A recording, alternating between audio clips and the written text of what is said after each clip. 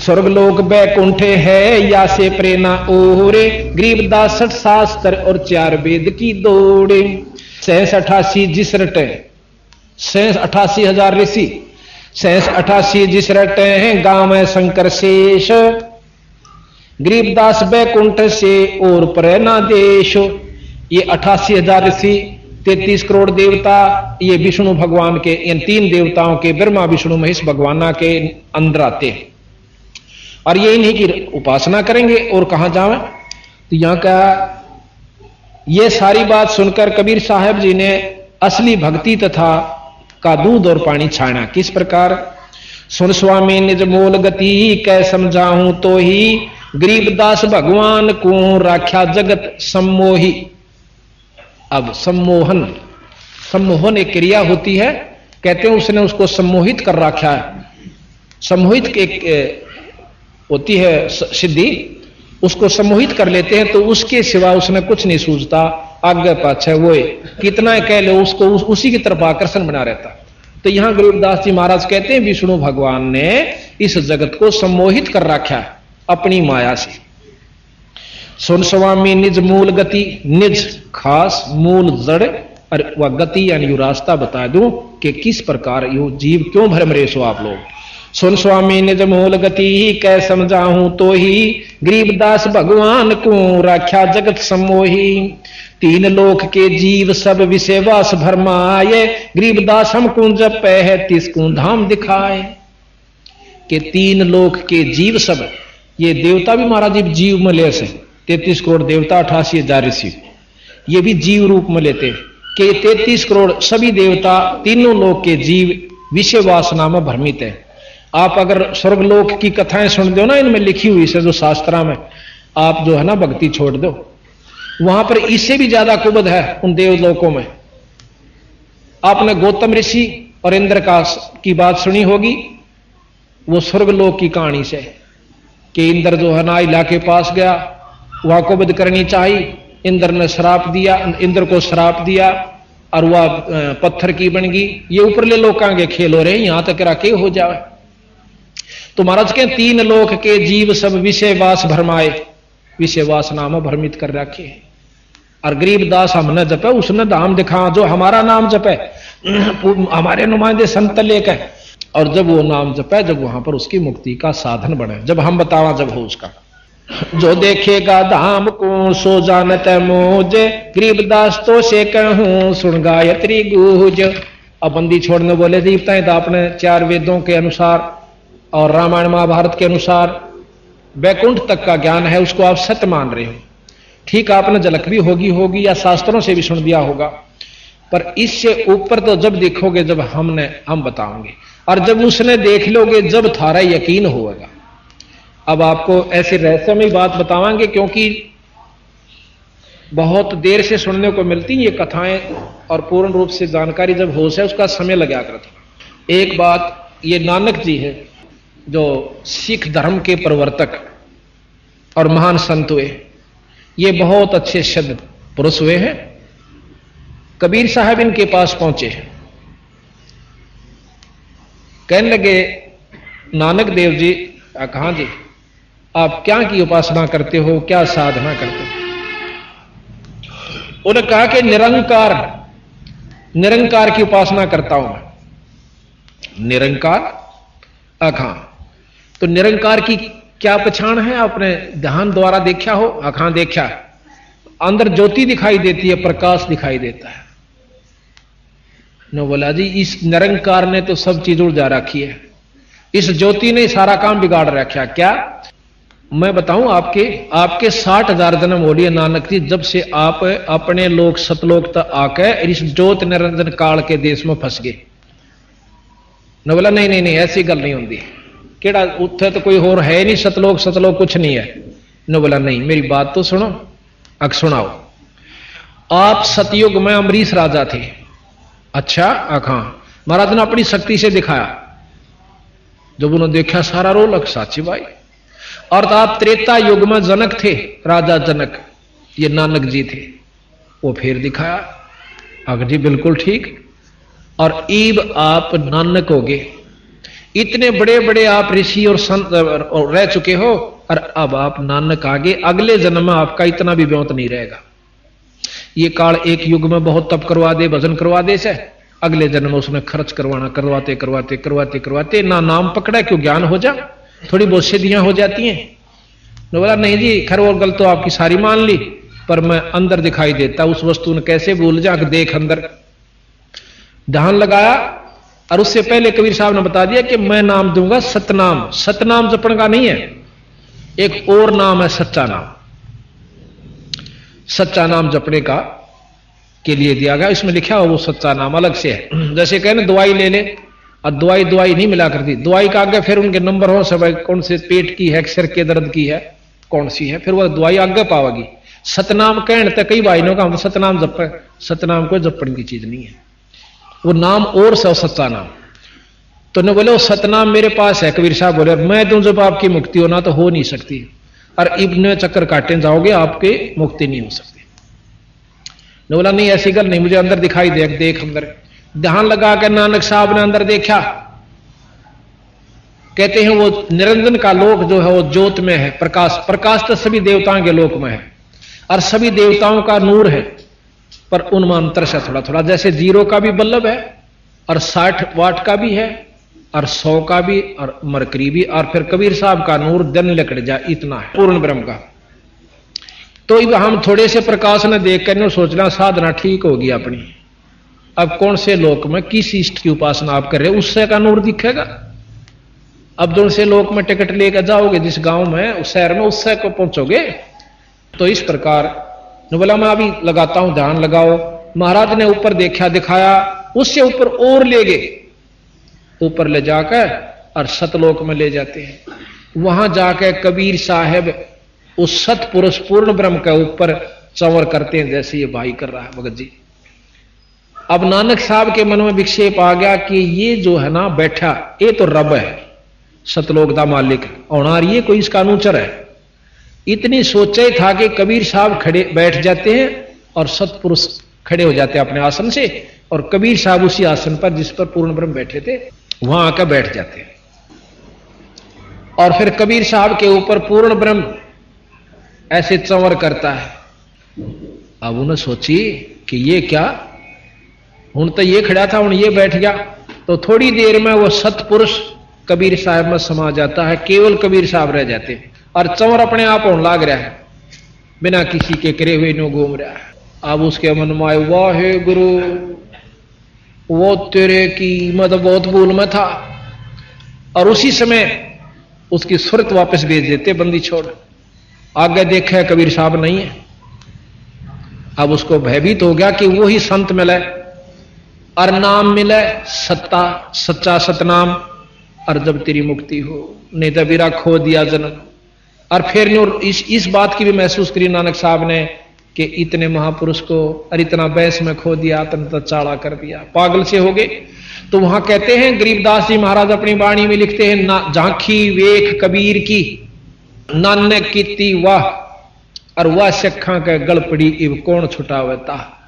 गरीबदास जी कहें कि उन सिखा ने, अब वहां नानक साहब चल पड़े इस धुन में, वाहे गुरु सतनाम श्री वाहे गुरु, यानी वो ये गुरु मिला जो हमारे सामने था, अरे सच्चा नाम मिले जब मेरी मुक्ति हो है। तो कहते हैं नानक साहब वहां से चलकर काशी गए, क्योंकि वो बता गए थे एक नाम की जरूरत पड़े तो काशी आ जाना। काशी में पहुंचते हैं ये हिरट लानते हुए, उनके शिष्यों ने जो वहां पहले सागिर्द बने हुए थे, उन लिख लिया कि साढ़े गुरु के मुखों वाहे गुरु निकली, और सबने अपना नोट कर लिया कि वाहे गुरु सतनाम, वाहे गुरु सतनाम। अब जो असली नाम कबीर साहब से नानक साहब लेकर आए, उस नाम की साधना की, और जब मुक्ति हुई तो उसने तो सब सिख पंथ भूल गया। अब अपना मनमुखी चाल पड़े कि वाहे गुरु सतनाम श्री वाहे गुरु सतनाम, असी तो बिला यही जप दे। अब नोर मिले कई भाई वहां पर, क्योंकि पंजाब में आना जाना होता, यहां भी क्योंकि साढ़े तक एक नाम दे रखा, वाहे गुरु वाहे गुरु वाहे गुरु वाहे गुरु, ये जप्या करा असी तो महाराज।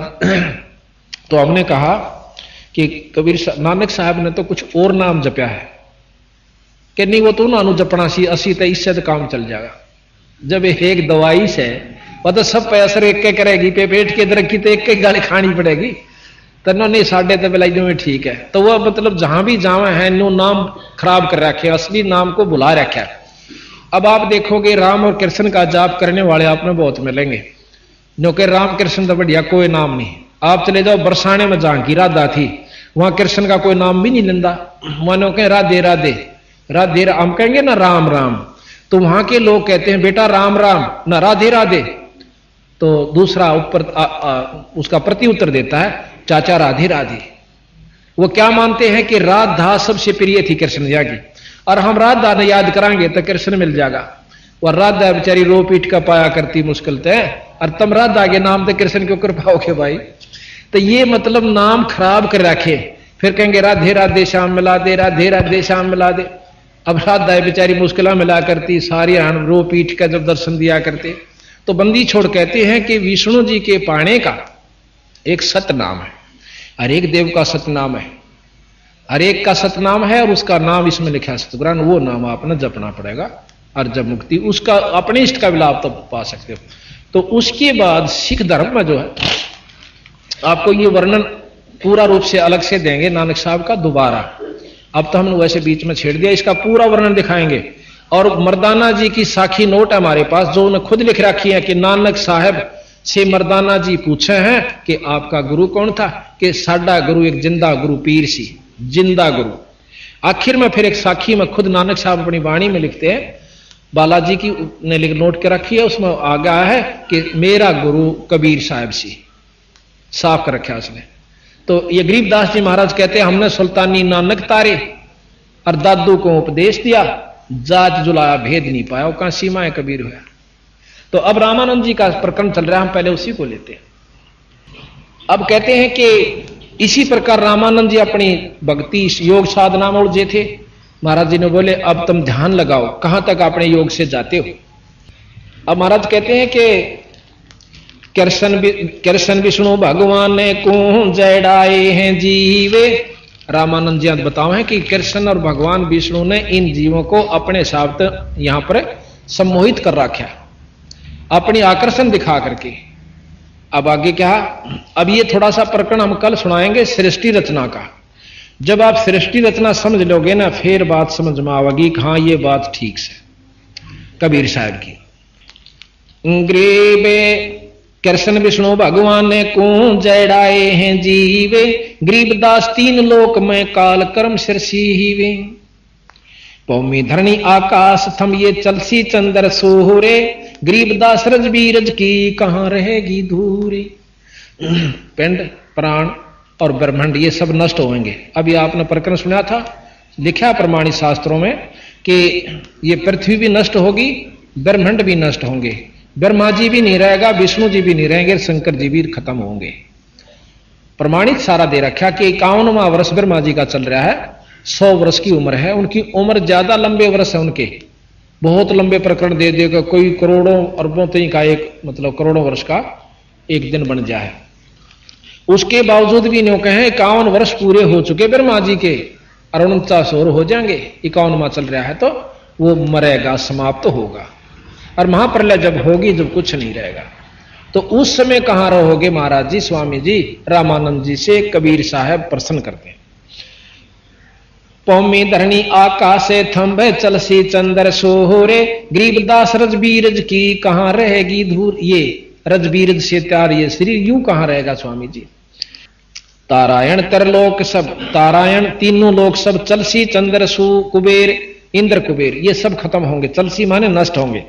तारायण तरलोके सब चलसी इंद्र कुबेर, गरीबदास सब जाते हैं यो स्वर्ग पाताल सुमेर। सुमेरु पर्वत को कहते हैं।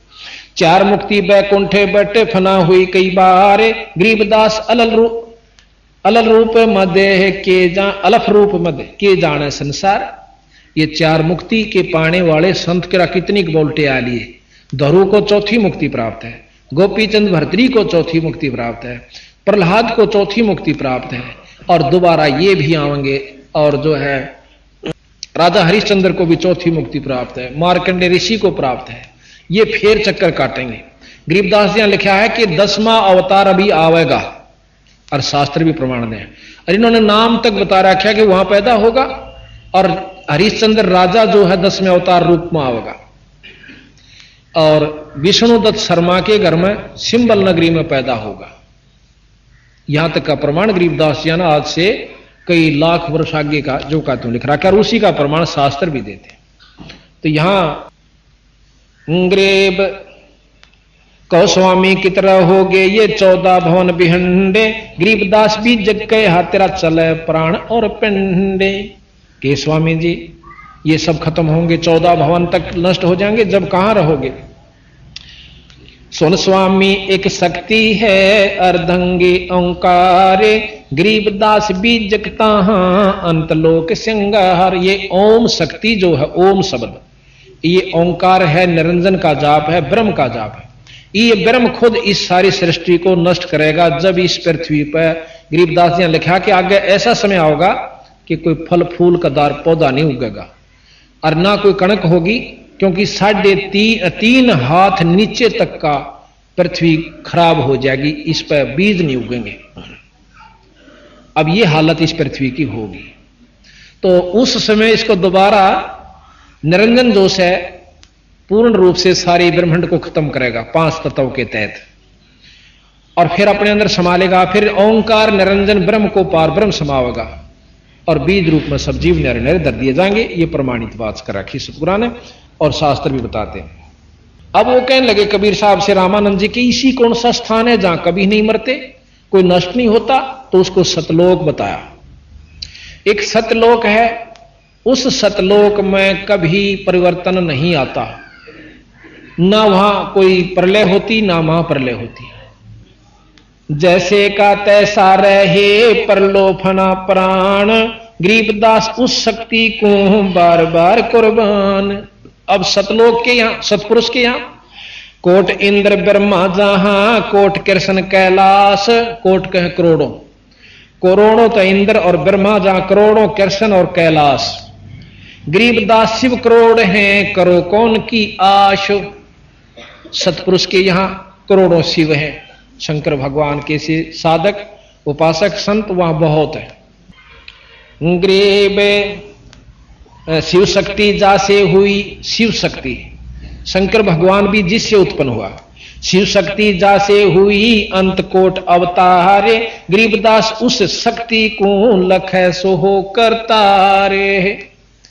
उस पूर्ण ब्रह्म की शक्ति को लखै मीन पावे, पावे नाम विधि से वो परमात्मा स्वरूप हो जाएगा, करतार स्वरूप हो जाता है। जैसे आईएएस करने के बाद डीसी का अधिकारी हो जाता है। शंख स्वर्ग पर हम बस हैं, सुन स्वामी ये सैन, गरीबदास हम अलफ हैं, यो सब फोकट, ये सब गुल फोकट फैन। के शंख नील पद्म शंख स्वर्ग पर हम बस हैं सतलोक में, और सुन स्वामी ये सैन माने इशारा, और गरीबदास हम अलफ है, ये सब ये गुल फोकट फैन। ये गुल ये फोकट है, ये बेकार से जो आप 3 लोक तय की उपासना कर रहे हैं। अब इसको महसूस नहीं करना, कोई किसी इष्ट का उपासक हो तो गलत, महाराज ने किसी चीज को बिसराया नहीं, वही शास्त्र बताओ, पर हम जोर नहीं देंगे इष्टवादिता के कारण। हम भी उपासक हैं, हम ब्रह्मा जी का भी जाप करते हैं, विष्णु जी का भी जाप करते हैं, शंकर जी का भी जाप करें, और माता का भी जाप करते हैं, ऐसी बात नहीं है। अब हमने जिस तरह काम पड़ा, जैसे हम प्रधानमंत्री के व्यक्ति हों और रहते हों जिला रोहतक में, तो हमने एसडीएम से भी मेल रखना पड़ा, डीसी से भी रखना पड़ा, भाई सारे काम जो हमने आवश्यक हो जल्दी हो जाएंगे, इतना सुख हो जाएगा कि भी कोई तकलीफ नहीं होगी। ये थोड़ा है कि हम प्रधानमंत्री के आदमी हो गए, सारा नमोल ले लें और किसी ने कुछ समझे, ये गलत बात है। पतिव्रता वही होती है जो अपने जेठ देवर जेठानी दौरानियां तय पूर्ण रूप से प्यार करे, उनका यथाउचित आदर दे, पर भाव रखा अपने पति में। ये पतिव्रता के लक्षण बता। रामानंद जी कहते हैं, जे तो कहा सो मैं लहा, बिन देखे नहीं दीजे, गरीबदास स्वामी कहे कहां अलफ वो बीजे। वह चीज है कि फिर मैंने नो दिखा दे। अब कहते हैं महाराज अब तुम अंदर चलो, अपने पहुंचो जहां तक जाना चाहते हो आप योग विधि से। तो कहते हैं योग युक्त प्राणायाम कर जीत्या सकल शरीर, और त्रिवेणी के घाट में वो अटक रहे बलवीर। ध्यान लगा और फिर ने बोला, इसमें तक करोड़ों रामानंद होकर जा लिए तेरे कैसे, योगियां का कोई ओढ़ नहीं, फिर नरक में जावस। पिंड प्राण इस शरीर में अपने जीव को, प्राण को अंदर ले जाओ। पिंड प्राणपुर यानी इस धाम में, इस महल में जाओ। पिंड प्राणपुर में 10 हो गए रामानंद कोटे, गरीबदास सर स्वर्ग में रहो शब्द की ओटे। सर स्वर्ग में, आखिरी स्वर्ग सतलोक के अंदर। तावा चित चक्रित भया देख फजल दरबारे, गरीबदास सजदा किया हम पाए दीदारे। ऊपर जाकर देखा सतलोक में, कहते ये परमात्मा है खुद। तो कहते हैं तहां चित चक्रित भया, चकरा गया दिमाग, और देख फजल दरबार, सतलोक के दरबार ने देख कर, और गरीबदास सजदा किया, बार बार नमस्कार सजदा किया। हम पाए दीदार, अखमन दर्शन हुए परमात्मा की। अब सतलोक की झलक देख कर श्री रामानंद जी का मन चकरा गया, क्योंकि स्वर्ग से तो वो संख गुणा ज्यादा आकर्षक है। बहुत अधीन होकर कहने लगे, हे स्वामी आप खुद ब्रह्म हो, मैं तो आपका के सामने कुछ भी नहीं। अब वो छोटे से बच्चे ने, 104 साल का महात्मा योगी, 4 वेदों का ज्ञाता, 6 पुराण 6 शास्त्र 18 पुराणों के जानने वाले ने कहा आप पूर्ण परमात्मा हो। ये तो 600 साल पहले का इतिहास है। कहते कोई न सोचा गड़ोंग मार रखे लाख बरस हो गए, 600 साल पहले का इतिहास है, इतना को पुराना नहीं है। कदे कोई न सोचा सट्टे मार रखे। और गरीबदास जी जो लिख रखा है ये 250 साल हुए, और हाथ से लिखा हुआ हमारे पास है ये सारा ग्रंथ। ये तो बाद में प्रिंट करवाया गया। तुम स्वामी में बाल बुद्धि ही भ्रम कर्म किया नाश। अब रामानंद जी उस बच्चे ने कहते हो तो आप तो मेरे स्वामी और मैं आपका बच्चा। तुम स्वामी में बाल बुद्धि ही भ्रम कर्म किया नाश, गरीबदास निज ब्रह्म तुम हमारे दृढ़ विश्वास। निज ब्रह्म, आप असली ब्रह्म यानी पूर्ण ब्रह्म हो। अब मुझे विश्वास हुआ आख्यान दर्शन करके, यानी अपनी आपकी दया से। सुन स्वामी मेरा दृढ़ विश्वास, सुन स्वामी कैसे लखो ये कह समझाऊं तो ही, गरीबदास बिन पर ओढ़ है तन मन शीश न होए। उसको पाओ कैसे कि योग विधि से नहीं पा सकते। अब हम आपको कल मिलेगा मेरे ख्याल में, बोर्ड बनवा रखा है जिसके अंदर सारे कमल लिख भरवा रखे हैं, बहुत बोर्ड बनवाया है, और उसमें आपको खोल कर समझाओगे कि 4 वेद के योगियों का अनुसार योगी पुरुष सहस्रार कमल तक जाते हैं। सहस्रार कमल तक ऊपर किसी वेद में ज्ञान नहीं, शास्त्र में। और कबीर साहब गरीबदास जी उस 4 सहस्रार कमल तक का वर्णन शहीदों का जो दिवस है और उस तो ऊपर और भी बतावे। अब वही बात आवेगी कि जिसने यहां से दिल्ली तक के रोहतक से दिल्ली तक जा चुका है, सारे स्टेशन नोट कर रखे हैं कि ये सब आई, और हम भी जा रहे हैं तो हमने वो मानने पड़ेंगे कि हाँ दिल्ली तक के ये स्टेशन है। और कोई आगे बंबई तक के और बताता हो भाई ये आगे जाओगे ना ये स्टेशन और आवश्यक, तो वो गलत नहीं से।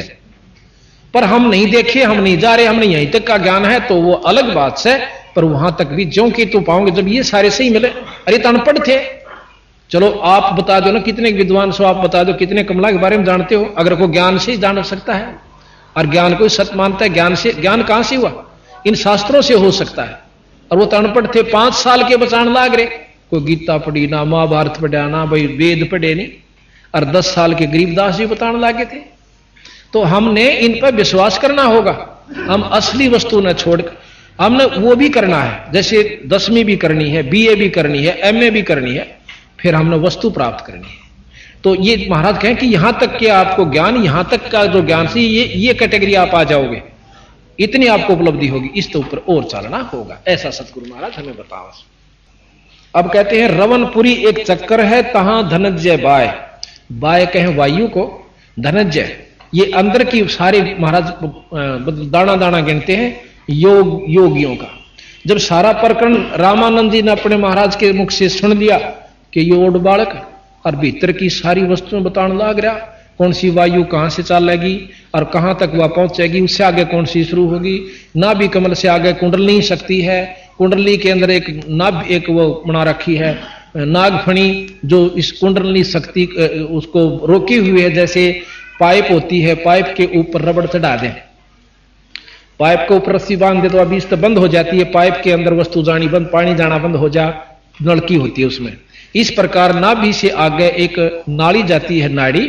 उस नाड़ी को महाराज गरीबदास जी ने लिखा है कि एक नागनी है, नाग जैसा मुंह है उसका, नाड़ी का, नाड़ी है वो भी, पर नागनी कहलाती है वह।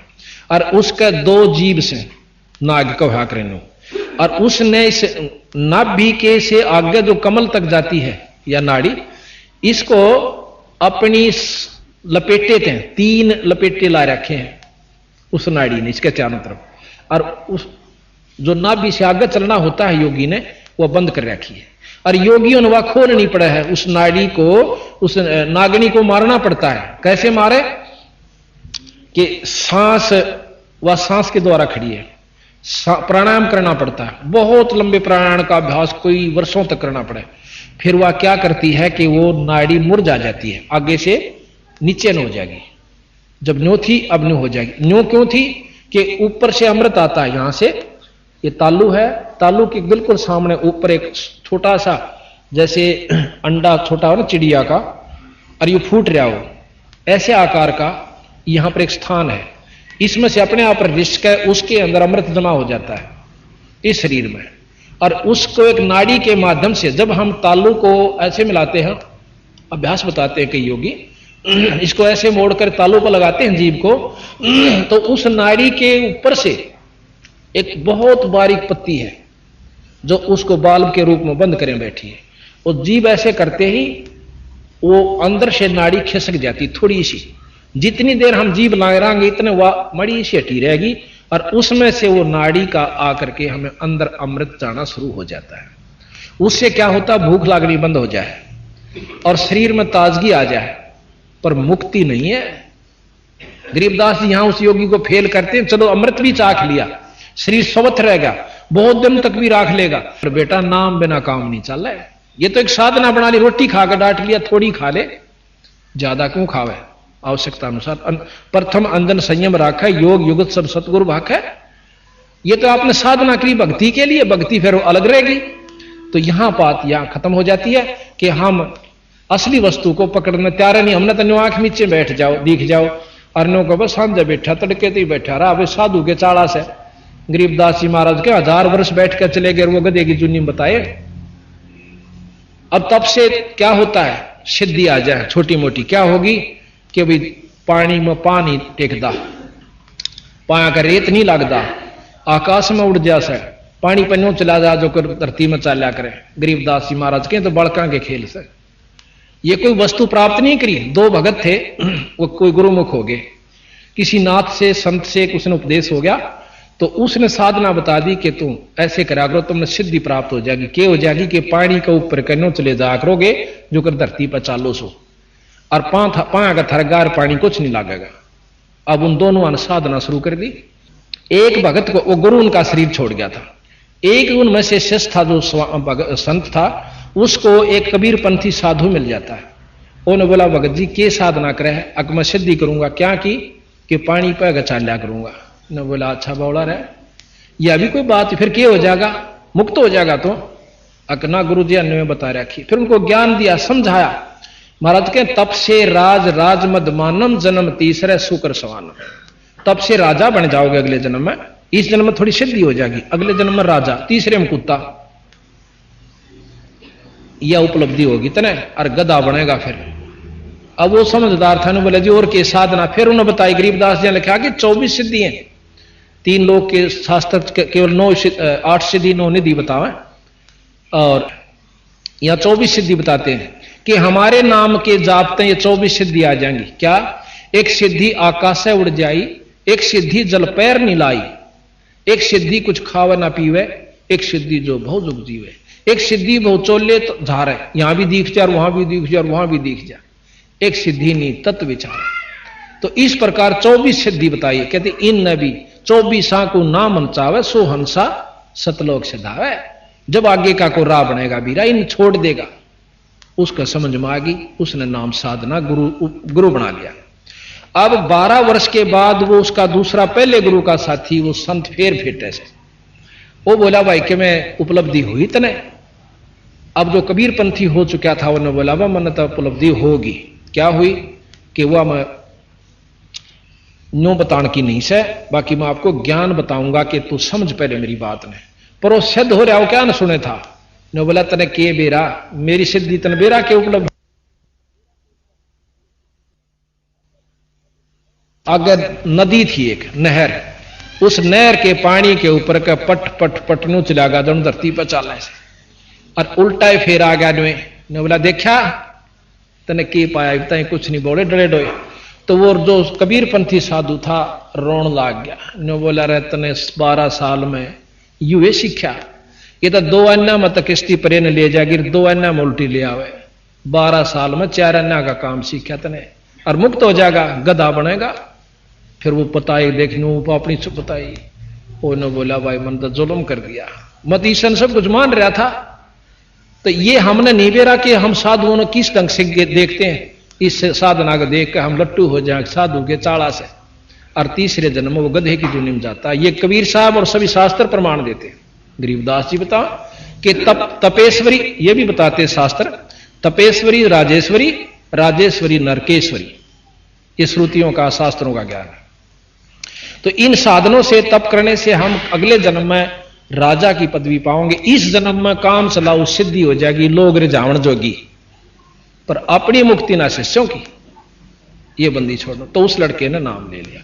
तो इस प्रकार तो कबीर साहब को रामानंद जी ने जब ज्ञान हुआ, अब भाई साधना तेरी गलत बन गई, तो जब उन्होंने अपना नाम उपासना महाराज कबीर साहब के अनुसार करनी शुरू की, तो उन्होंने बोला महाराज जी एक नाम जपो।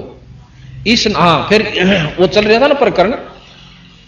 अब ये एक नागनी है जो इस नाभि के एक जो अंदर से जाती है नाड़ी, उसको बंद कर रही है। इसको योगी कैसे खोलते हैं, सांस प्राणायाम करते हैं, सांस बंद कर लेते हैं, ऐसा सांस रोक लेते हैं कि आना भी बंद हो जाता है, कपाल में चढ़ा, तो वह सांस से खड़ी है न्यू, और जो अमृत ऊपर से आता है उस अमृत को वह पकड़ लेती, सारे वह पी जाए। तो उसके जो सांस रोकने से उसका मुंह नीचे न हो जाए, तो वो अमृत शरीर में रमना शुरू हो जाता है, और नाभि वो नाड़ी से वह रास्ता खुल जाता है। तो योगी पुरुष अपने वायु को 10वें सुषमणा में गाल लेकर और यहां से चलते हैं, और नाभि में आकर के फिर कमला में का होते हुए और फिर त्रिकुटी में आते हैं। संत कहते हैं कि हम इन कमला के एक अलग से जाप देते हैं, उन मंत्रों के जाप से कमल स्वतः खुल जाते हैं, साधना की जरूरत नहीं पड़ती। और फिर हमने त्रिकुटी में सीधा ध्यान यहां से ही लगाने की विधि आपको बताएंगे। ये निचले सारा हिसाब छोड़ देना होगा, वहां से हम चलेंगे और आपको ऊपर की वस्तु बताएंगे। फिर जहां तक सहस्रार कमल से भी पार करना होगा हमने, और ऊपर जाके हम सतलोक पहुंचेंगे। तो इस विधि का ज्ञान जब हमने हो जाएगा कि कबीर साहब का जानकारी जब होगी, जब इन्हें पता चलेगा इन्हें के चमत्कार दिखाए।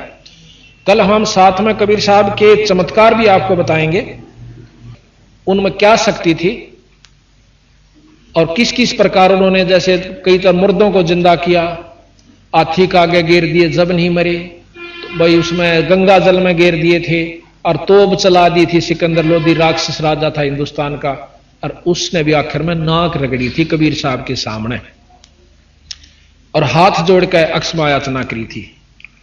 और वही एक राजा था जो कि कृष्ण जी का काबू नहीं आया, और क्या नाम है, कौरव और पांडव युद्ध होकर रहा, और वही हस्तिनापुर का राजा सिकंदर लोधी था, कबीर साहब का अगर नाक रगड़ी, और एक बनी 20 बार रगड़ी है। तो आज के उदाहरण है, और उसने कह दिया था कि आज के बाद हिंदू से मुसलमान नहीं बनावेगा। अगर सिकंदर लोधी की जिस विधि से वो मुसलमान बना रहा था वो स्पीड चल जाती, तो हिंदू नाम का मेरे ख्याल में यहां कोई राष्ट्र नहीं रहता। उस समय में कबीर साहब ने आकर हमारी रक्षा करी, यानी उन्हें नो नहीं कहा कि हिंदू मुसलमान कोई दोष है, पर भाई जो दिशा है अपना उसी ढंग से रहो, पर भक्ति भगवान सतपुरुष की करो। बोल सतगुरुदेव की जय। तो इस प्रकार रामानंद जी ने कबीर साहब की बात को मान लिया, और ये सारी योग विधि बता रखी, इसमें बहुत लंबा वर्णन है, पर इसका आवश्यक नहीं समझता, मैं आपको पढ़ पढ़ कर सुनाना, विधि आपको बता दी। ये सारा लिख रखा है कि कुंभक करे रेचक भरे फिर टूटत है पौन, गरीबदास गगन मंडल में नहीं होता है रोन। यानी सारे वर्णन दे रखा है, इन्हें कदे को सोचा ज्ञान नहीं था, तो वो हम फिर उसके साथ बताएंगे, जो बोर्ड बनवा रखा है उसमें आपको पूर्ण बताएंगे सारे। तो इस प्रकार ईश्वर की भक्ति हमने पहले तो ज्ञान नहीं कि कहां से शुरू करें, किसकी करें, उससे क्या लाभ होगा, और करते भी हैं तो वैसे ही अपने मनमुखी, गुरु बिना काम नहीं चलता।